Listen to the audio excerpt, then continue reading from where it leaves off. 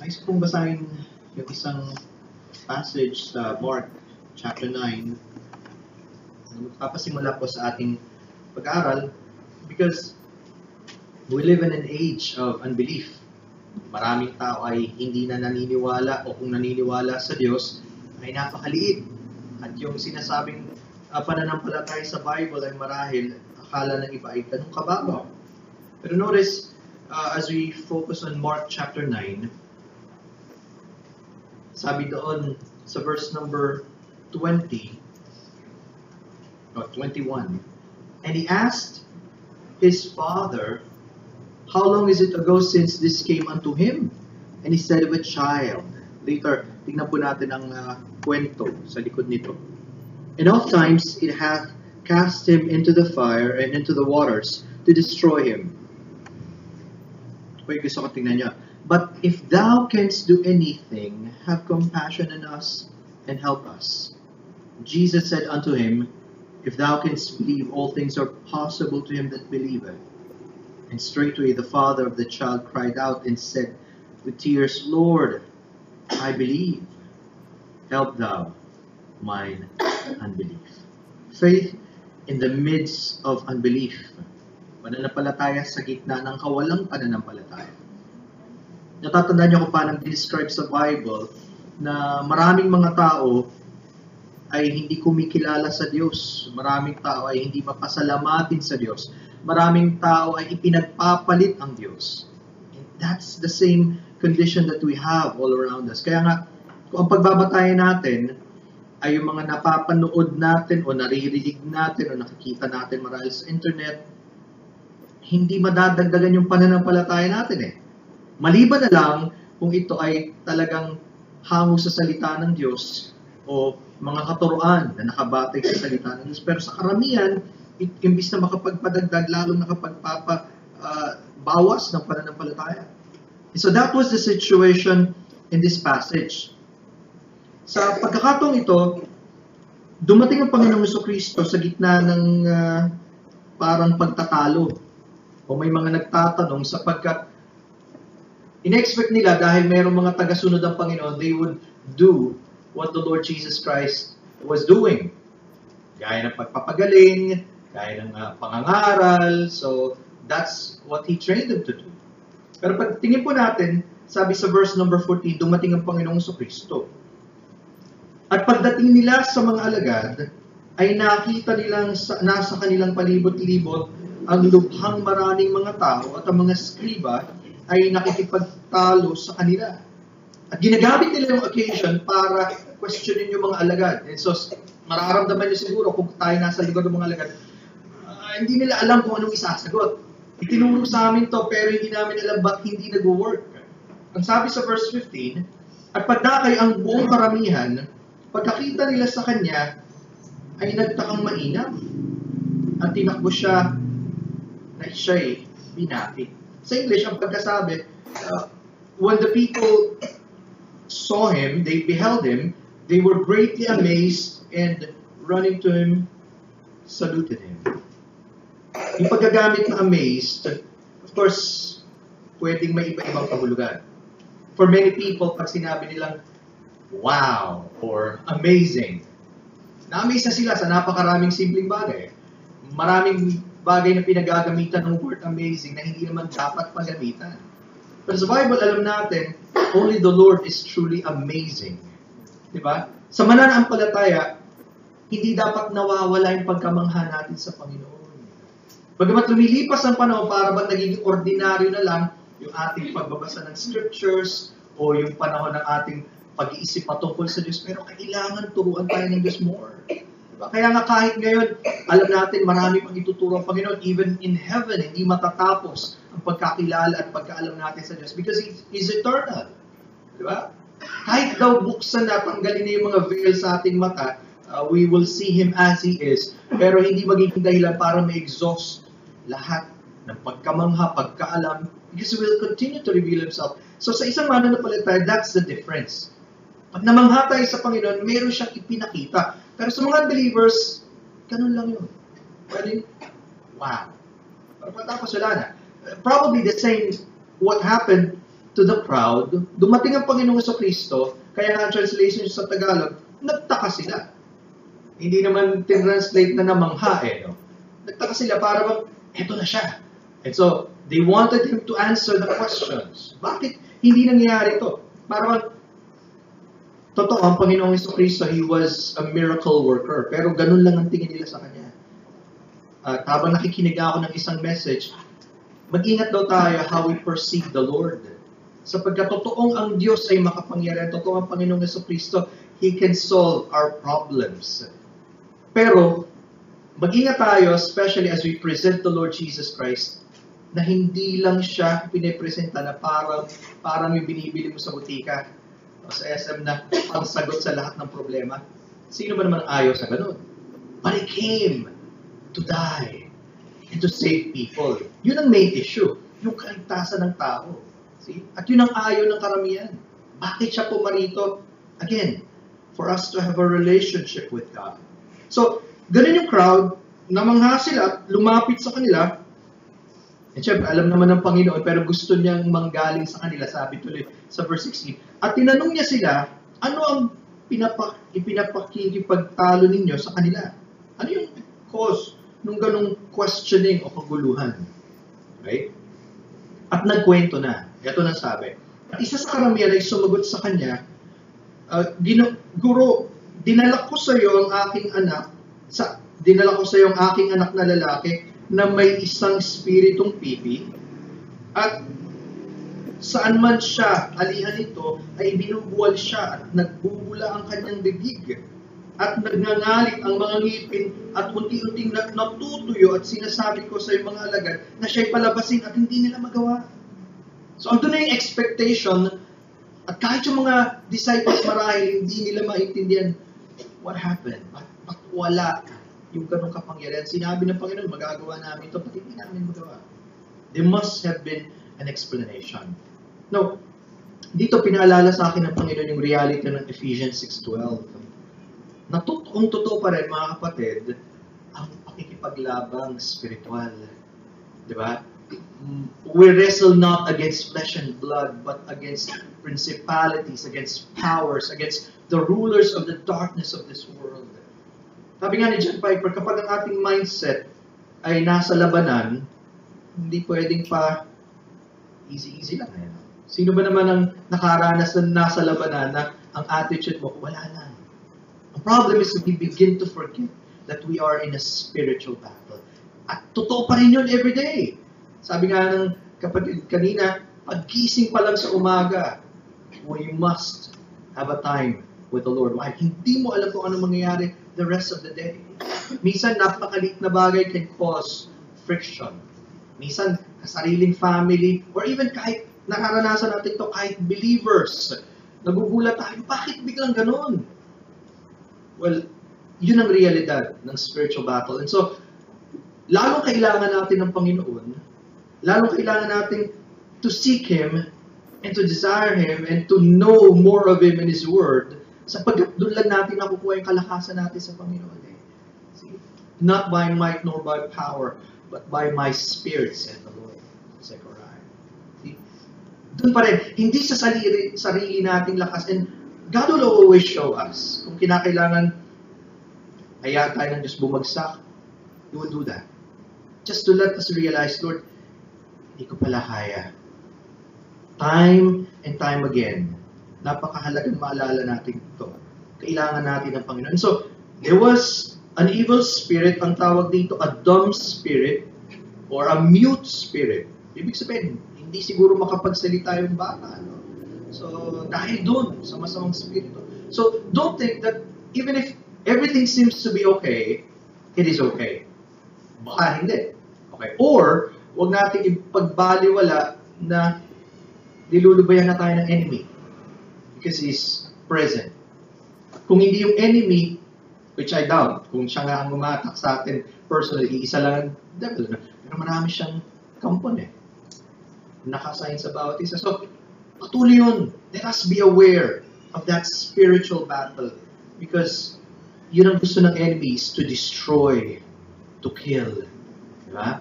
Pero the Lord Jesus came to give us life and to have it for us to have it more abundantly. So hindi nila magawa. And notice the reaction of the Lord Jesus Christ. Hindi yung mga disciples kanyang sinisi. Pero ang sabi niya dito sa verse 19, at sumagot siya sa kanila at nagsabi, o lahing walang pananampalataya. See? It was the entire generation. Wow, nakakatakot yun at nakakalungkot yun. Di ba natatandaan nyo nga, may period sa bansang Israel na may henerasyon na hindi kumikilala sa Panginoon. Imagine, what if that happens to us na isang buong generation hindi sumasampalataya? How about us today? Kasama ba tayo doon? So it was not just the disciples who were at fault, pero the entire generation. At ang sabi ng Panginoon, hanggang kailan makikisama ako sa inyo? Hanggang kailan titiisin ko kayo? And so, dalhin ninyo siya dito sa akin. So, yun palang kawalan ng pananampalataya, una, natural sa tao.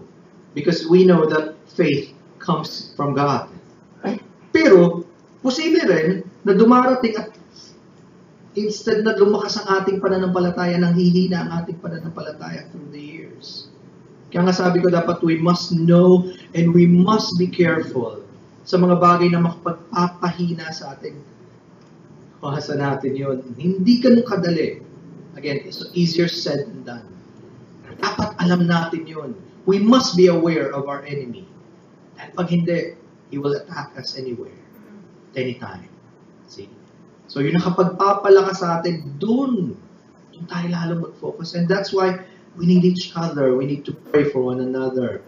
We need to remind each other of the Word of God. Maganda nga yung reminder ng isang kapatid na, maganda yun. Whenever people would meet, madalas din, di ba? May kanya-kanya mga grupo, nagmi-meet.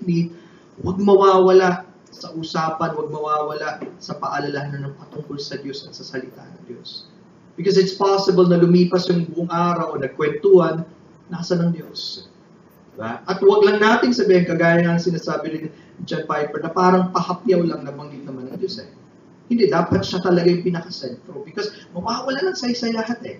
Kahit ano pang napag-usapan natin kung hindi nakasentro sa Diyos at sa salita niya. So, that's where God strengthens us all. Kailangan po natin yun. Even the oldest Christians, even the best of the best, lahat tayo kailangan natin. So, it's good kapag ginagamit tayo ng Panginoon. Now, ng situation, nung tinanong ng Panginoon at dinala sa Kanya, sabi sa verse 20, at dinala nila siya sa Kanya, at pagkakita niya sa Kanya, at pagdakay, pinapangatal siyang lubha ng Spirito. Imagine that. The Spirit tear him. Talagang ayaw siyang pakawalan. Napakatagal na nung spiritual bondage na ito. And you know what? Kahit sa buhay natin, may mga kasalanan minsan na mahirap pakawalan because of spiritual bondage. Pero tandaan nyo, sa kapangyarihan ng Panginoon, pwedeng masira, pwedeng mawasak yun. If the Son therefore shall make you free, you shall be free indeed. Lubos ang pagpapalaya ng Panginoon. It's just that, dinideceive tayo sometimes ang enemy, kailangan pa natin bumalik doon sa dati, which is not. Wala tayong obligasyon sa kanya, sa enemy. Wala tayong, hindi na kinakailangan na balikan ng Kristyano yung dating buhay. Diba? Kahit na minsan may mga humihila. So, hindi. Pero ito, napakatagal na panahon, ayaw siyang pakulan. At sabi dito, at siya'y nalugmok sa lupa at nagpagulong-gulong na bumubula ang kanyang bibig. Wow. Ito yung madalas siguro na imagine natin pag pinag-usapan yung spiritual oppression, demonic possession, yung mga napapanood natin kung paano ina-identify sa Hollywood na talaga naman kailangan naglilisik yung mata, talaga nagbabagay yung itsura. May mga ganun. But you know what? Hindi lahat ng pagkilos ng kaaway ganun ka-obvious. Sabi ko nga, madalas, very subtle. Hindi mo mahahalata. Diba? Yung time lang hindi tayo nanalangin, napaka-prone na natin to fall into many temptations. Yung pagkakataon lang na-miss natin yung time natin sa Panginoon. Of course, God knows. And God knows our weaknesses. Salamat. Hindi tayo niiwanan ng Panginoon.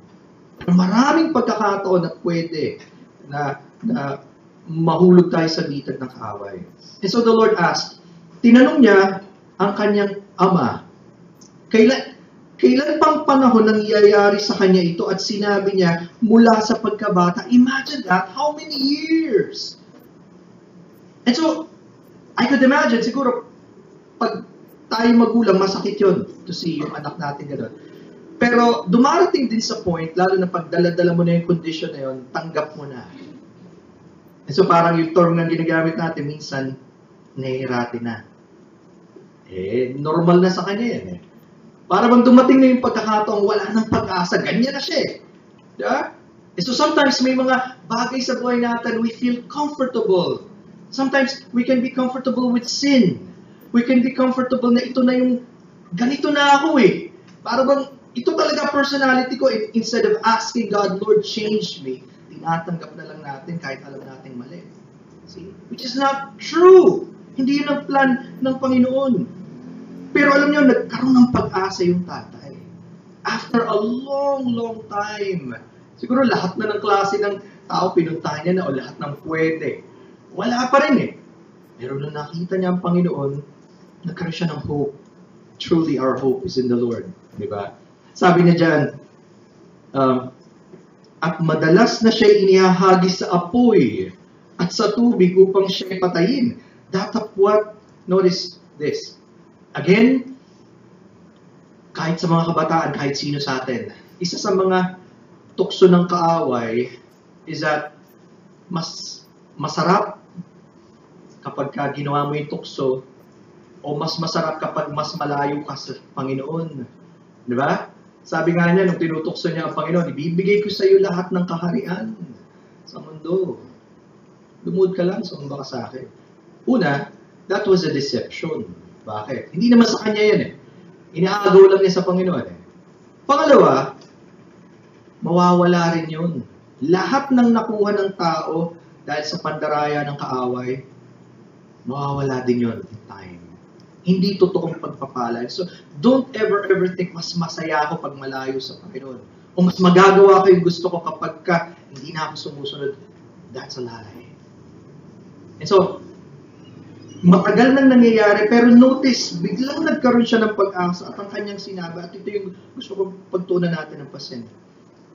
Datapwat kung mayroon kang magagawang anumang bagay, ay maawa ka sa amin at tulungan mo kami. But if thou canst do anything, three things to notice here. Have compassion on us and help us. Yun yung panalangin ng isang tatay na umaasa. Yung panalangin ng isang tatay, wala nang magawa. Yung panalangin ng isang taong baka naman may pag-asa pa. See? At doon sa tatlong bagay na yun, mapapansin natin, lahat yun qualified ang Panginoon. Una, if you notice, if thou canst do anything, the Lord Jesus Christ has all power. Diba? Siya mismo ang nagsabi, all power or authority has been given unto me. Matthew 28. Lahat ibinigay sa Kanya.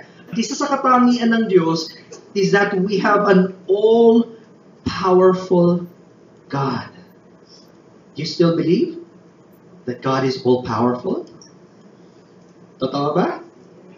Sure. Naniniwala ba tayo na kapag talagang kalooban ng Diyos, hindi pwedeng hindi mangyari? Kahit ganas mukhang ka-imposible. We should. Dahil yun ang Diyos. He is the God of the impossible. Okay? Very famous maraming talata sa 1 Chronicles 29. Napakagandang talata because habang ito iniisip ko, paano pinapakilala ang Diyos sa Scriptures? Tingnan nyo ang declaration sa verse 11. Iyo, O Panginoon, 1 Chronicles 29:11. Iyo, O Panginoon, ang kadakilaan at ang kapangyarihan at ang kaluwalhatian at ang pagtatagumpay at ang karangalan.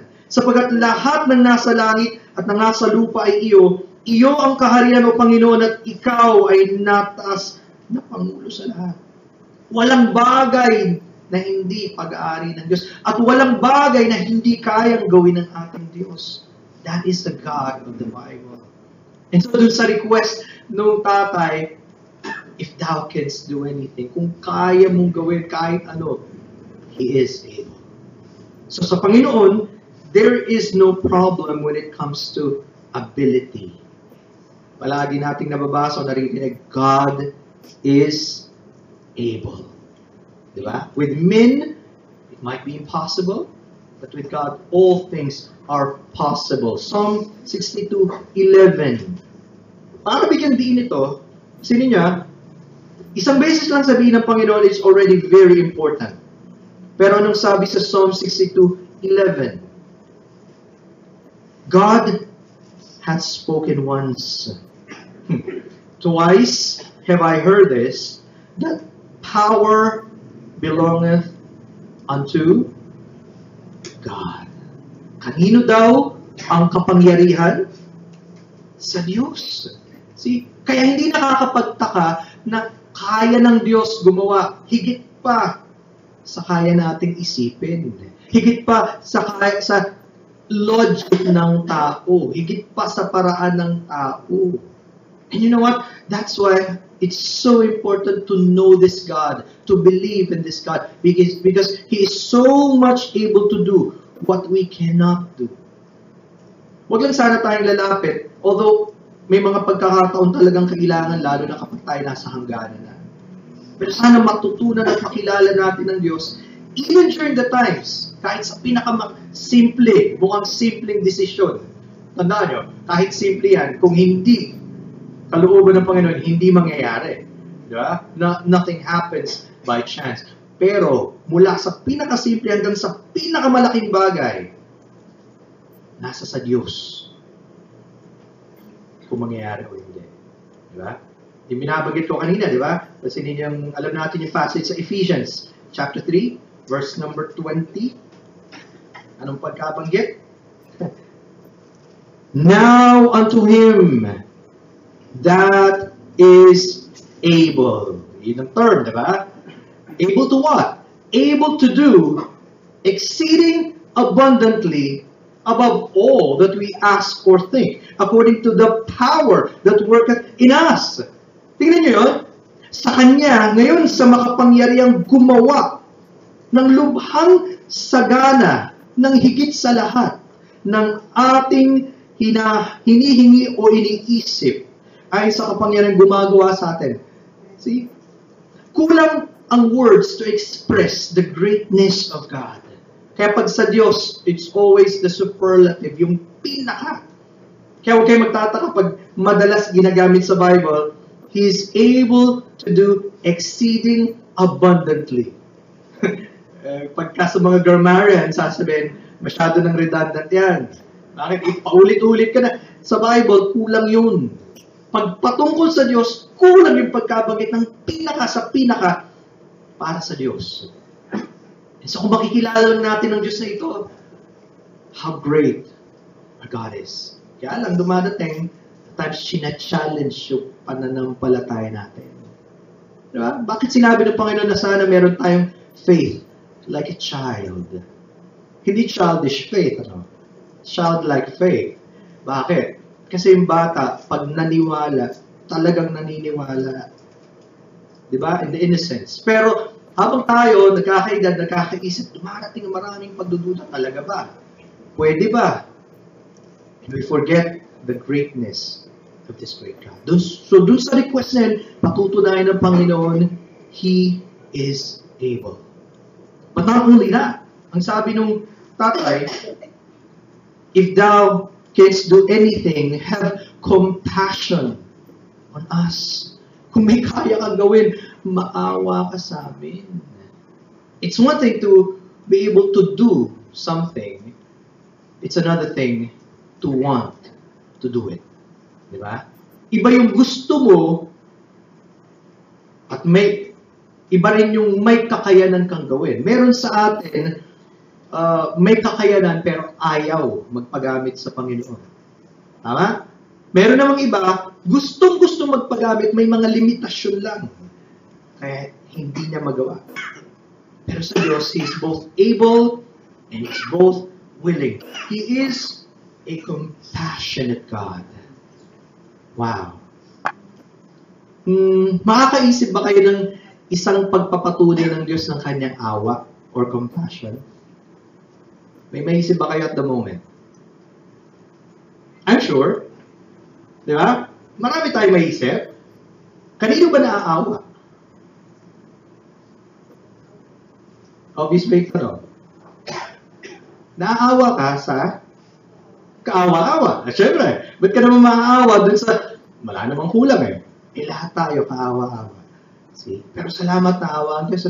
But notice, I was amazed. Nung tinitingnan ko ito sa 2 Chronicles 36, kasi ninyo, manifestation pala ng awa ng Diyos. 2 Chronicles 36:15. Anong sabi dyan? At ang Panginoon, ang Diyos ng kanilang mga magulang, nagsugo sa kanila sa pamamagitan ng kanyang mga sugo, na bumangong maaga at nagsugo, sapagkat siya'y nagdalang habag sa kanyang bayan at sa kanyang tahanang dako. Ang sabi dyan, the Lord God of their fathers said to them by His messengers, rising betimes and sending, because He had compassion on His people. Wow! Amazing. Bahagi ng pagpapakita ng Diyos ng kanyang awa, He would send someone to us at a time when we need it. Diba? Personally, ang Diyos nangungusap sa atin eh. Pero may mga pagkakataon kapag ang Diyos, papakita niya, meron siyang gagamitin pala. And so look at it that way. Wow! Ayon sa habag ng Panginoon, nagpapaalala siya sa atin through His messengers. So every time you would hear the Word of God, that's a showing of God's compassion. Sabi sa Psalm 78:38, God is full of compassion. At yun ang dahilan ba't hindi niya tayo dinidestroy. See? Naaawa siya sa atin. Alam niya, we are frail. We are weak. And you're very familiar with Lamentations 3:22 and 23. His compassions fail not. They are new every morning. Great is thy faithfulness. Salamat sa Diyos. Dahil kung ang Diyos maiksi ang pise, kagaya natin, ng mga tao, at madaling magalit, ubos na tayo. At magugulat ka, uy, hindi umatin si ano. Buti lang, hindi ganun, ano? Agad pinupuksa tayo ng Diyos, no? He has compassion on us. At ipinakita ng Panginoon yun. When He had compassion on the multitudes, tapos sabi ng Panginoon sa Matthew 9:36, nakita niya wala silang shepherd. Tama ang Panginoon. And He did something. Ano niya, Panginoon, pag naawa, hindi lang siya basta naaawa. He does something. May ginawa siya. And so He asked the disciples, pray that the Lord of harvest will send forth laborers into harvest. Naawa ang Panginoon sa kalagayan ng mga tao, pero ang pinaka-nakakaawa palang kalagayan ng tao, yung kawalan niya ng pagkakilala sa Diyos. So mga kaibigan, maawa kayo sa sarili nyo kung hindi nyo kilala ang tagapagligtas.